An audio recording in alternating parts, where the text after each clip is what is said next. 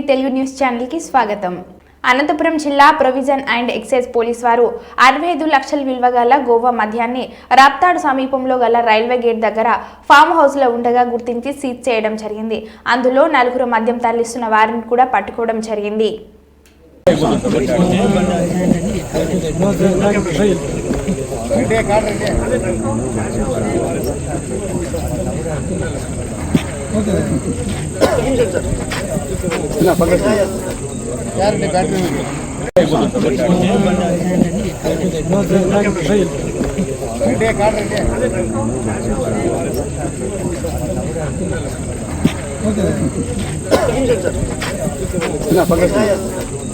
battery